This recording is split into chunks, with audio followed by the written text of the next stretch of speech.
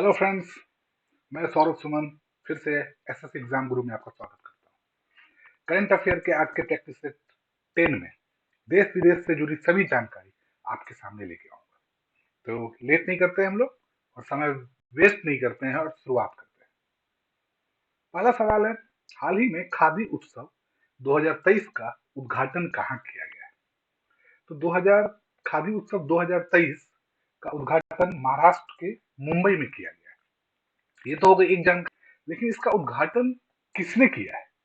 तो खादी एवं खादी और ग्रामोद्योग के जो अध्यक्ष हैं मनोज कुमार जी ने, उन्होंने इसका उद्घाटन किया है। और यह कार्यक्रम, यह जो खादी उत्सव है, यह 27 जनवरी से 24 फरवरी तक चलेगा और इसमें खादी से बने सामानों की प्रदर्शनी लगाई जाएगी। खेलो इंडिया यूथ गेम्स 2022 का 5वां संस्करण हाल ही में कहाँ शुरू हुआ है?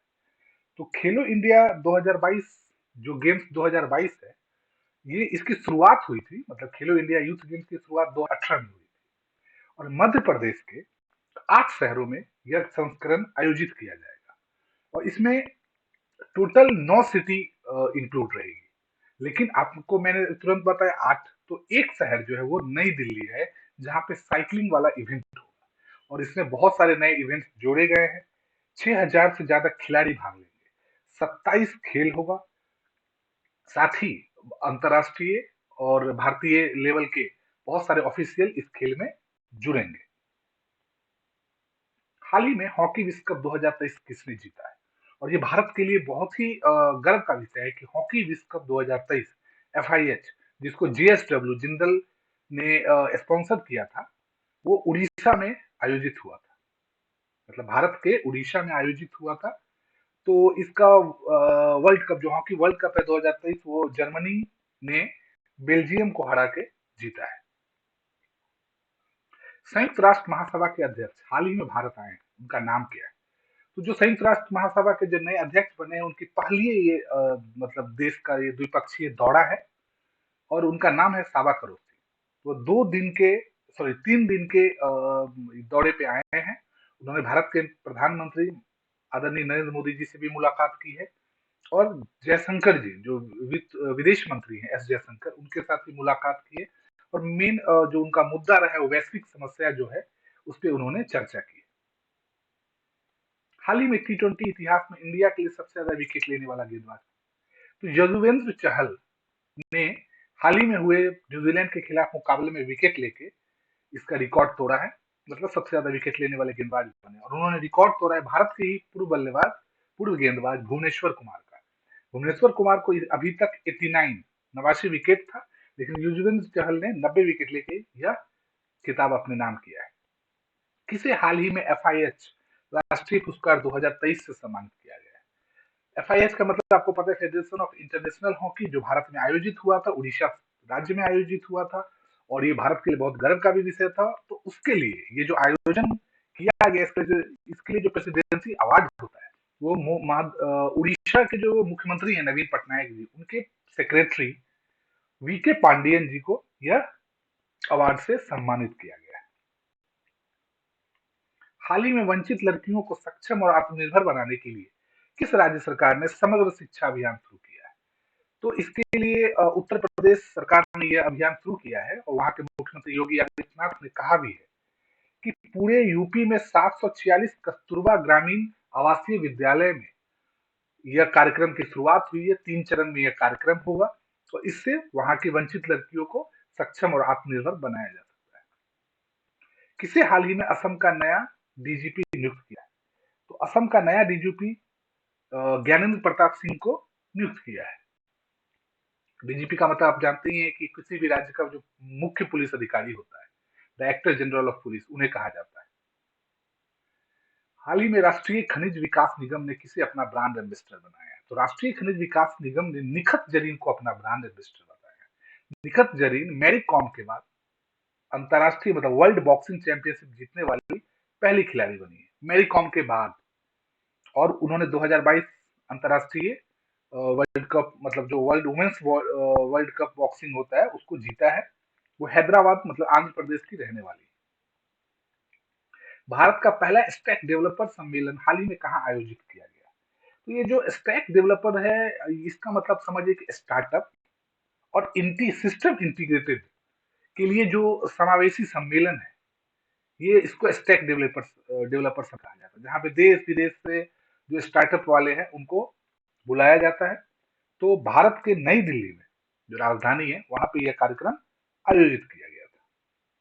हाल ही में किस महिला क्रिकेटर को आईसीसी महिला क्रिकेटर ऑफ द ईयर 2022 चुना गया है? और जिन्हें चुना गया है वो मतलब दुनिया की सर्वश्रेष्ठ ऑलराउंडर खिलाड़ी हैं, और उनका नाम है नेट साइवर, और ये इंग्लैंड की खिलाड़ी रही है। किस भारतीय कवि राजनयिक को हाल ही में ब्राजील के साहित्य अकादमी के संबंधित सदस्य के रूप में चुना गया है? तो अब सोच लीजिए, राजनयिक मतलब राजदूत की तरह होता है, और भारत के जो उपराज है ब्राजील में, अभय कुमार जी, उन्हें इस साहित्य अकादमी के संबंधित सदस्य के रूप में चुना गया। उन्होंने ब्राजील से संबंधित कविताएं भी लिखी हैं। हाल ही में राष्ट्रपति भवन में स्थित मुगल गार्डन का नाम बदलकर क्या कर दिया गया? मुगल गार्डन में आपको पता है कि असंख्य किस्म के तरह तरह के प्रजातियों के फूल है, उद्यान है बना हुआ है। तो इस मुगल गार्डन का नाम बदल, और मुगल आपको पता है कि भारत पे शासन किया था, आक्रामक प्रवृत्ति का शासक रहा है, उसने बहुत सारे जुल्म भी किए हैं, तो उसका नाम बदल के अमृत उद्यान रखा गया है। किस राज्य सरकार ने हाल ही में युवाओं को बेरोजगारी भत्ता देने की घोषणा की है? तो छत्तीसगढ़ सरकार जिसके मुख्यमंत्री भूपेश बघेल है, उन्होंने ये घोषणा की है कि वो अपने राज्य के 10वीं और 12वीं पास युवाओं को ये बेरोजगारी भत्ता देंगे। और अगर आप वहां का आंकड़ा देखिएगा, तो 10 लाख से ज्यादा युवा इस बेरोजगारी भत्ता के लेने के हकदार अभी हो रहे हैं। हाल ही में एरो इंडिया शो 2023 का आयोजन कहाँ होगा? तो रक्षा मंत्रालय द्वारा आयोजित एरो इंडिया शो 2023 बेंगलुरु में 13 से 17 जनवरी को होगा। और इस एरो इंडिया शो में देश विदेश की नामी उपकरण, जो रक्षा उपकरण बनाने वाली कंपनी है, वो आके यहाँ पे प्रदर्शनी लगाएगी। भारत ने हाल ही में 12 से अधिक चीते लाने के लिए किस देश के साथ समझौता किया है? तो आपको मैं बता दूं कि ये जो समझौता हुआ है, अगले 8 से 10 वर्ष तक प्रति वर्ष 12 चीते लाने के लिए समझौता हुआ है। और भारत ने दक्षिण अफ्रीका के साथ ये समझौता किया है। हाल ही में प्रधानमंत्री मोदी भगवान देव नारायण जी के 111वें अवतरण महोत्सव को कहाँ संबोधित करेंगे? तो इस रविवार को प्रधानमंत्री मोदी भगवान देव नारायण जी के 111वें अवतरण महोत्सव को राजस्थान के भीलवाड़ा में संबोधित करेंगे। भगवान देव नारायण जी गुज्जर समाज के बहुत बड़े देवता कहे जाते हैं। भारत में हाल ही में लॉन्च हुई पहली इंट्रानेजल कोविड-19 वैक्सीन का नाम क्या है? मैं आपको बता दूं कि ये जो पहली इंट्रानेजल वैक्सीन है, इसका जो अप्रूव भारत सरकार द्वारा 23 दिसंबर 2022 को किया गया था। और भारत की जो डीजीसीए है, जो बायोटेक है संभालने वाली कंपनी, उन्होंने 26 जनवरी को आधिकारिक रूप से इंट्रानेजल कोविड-19 वैक्सीन, मतलब समझिए नोजल वैक्सीन। अभी तक आपको सुई लगा के होता था, नाक में ड्रॉप लगा के होगा। तो उस कोविड-19 वैक्सीन, इसका नाम इनको वैक है, और यूएस बेस्ड फर्म के साथ समझौता करके इसको बनाया गया है। और मैं आपको बता दूं कि इसको बूस्टर डोज के रूप में लगाया जाएगा। तो 12 से 18 वर्ष के बच्चों को भी लगाया जा सकता है। अभी 18 वर्ष से ऊपर के लोगों को ये लगाया जाएगा। हाल ही में under 19 women's T20 world cup किसने जीता है? भारत के लिए गर्व का विषय है। भारत ने इंग्लैंड को under 19 women's T20 world cup में हराया है। भारत की कप्तान शेफाली वर्मा है। किस देश के कप्तान हुगो लोरिस ने हाल ही में अंतरराष्ट्रीय फुटबॉल से संन्यास लिया है? तो फ्रांस के कप्तान 36 साल के हैं हुगो लोरिस। उन्होंने अंतरराष्ट्रीय फुटबॉल से संन्यास लिया है।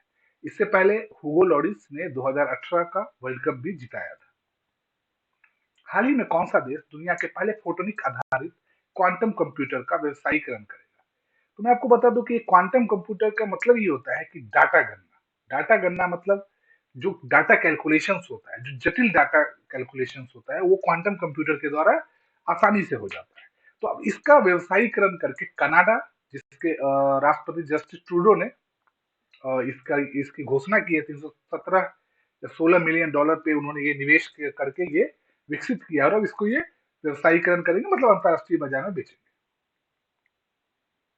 हाल ही में अंतर्राष्ट्रीय पर्यटन मेला फितूर 2023 कहाँ शुरू हुआ? तो स्पेन की राजधानी मैड्रिड में यह फितूर 2023 की शुरुआत हुई है और इसमें भारत की तरफ से राजस्थान के 5 प्रतिनिधिमंडल शिरकत करेंगे। राजस्थान पर्यटन मंत्रालय, मतलब राजस्थान पर्यटन की तरफ से 5 अधिकारी वहां जाएंगे और भारत ने अपना थीम रखा है पधारो महारो देश।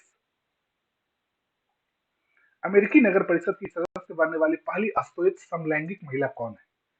तो ये जो पहली अश्वेत समलैंगिक महिला है, ये भारतीय मूल की अमेरिकन नागरिक हैं और इनका नाम है जनानी रामचंद्रन और ये सबसे कम उम्र की नगर परिषद सदस्य बनी है।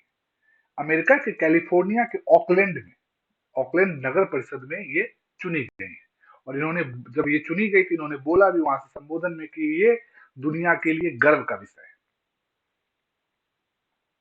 हाल ही में किस बैंक ने फिक्स्ड डिपॉजिट डिपॉजिट के एवज में क्रेडिट कार्ड लॉन्च किया?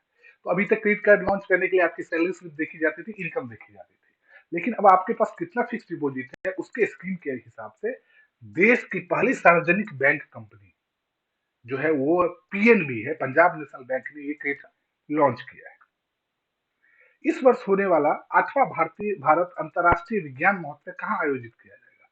तो मध्य प्रदेश की राजधानी भोपाल के Maulana Abul Kalam Azad institute of technology में यह कार्यक्रम आयोजित किया जाएगा 21 से 24 जनवरी के बीच। इस कार्यक्रम का उद्घाटन मध्य प्रदेश के मुख्यमंत्री शिवराज सिंह चौहान ने किया। तो ये पूरे सवाल हो गए और इस तरह आप हमसे लगातार जुड़े रहिए। हर करंट अफेयर का आपका प्रैक्टिस सेट हम आपके सामने लेके आते रहेंगे, जिससे आने वाले एग्जाम यूपीएससी, बीपीएससी, एसएससी, ये सब में आपके लिए ये उपयोगी रहेगा। बहुत बहुत धन्यवाद।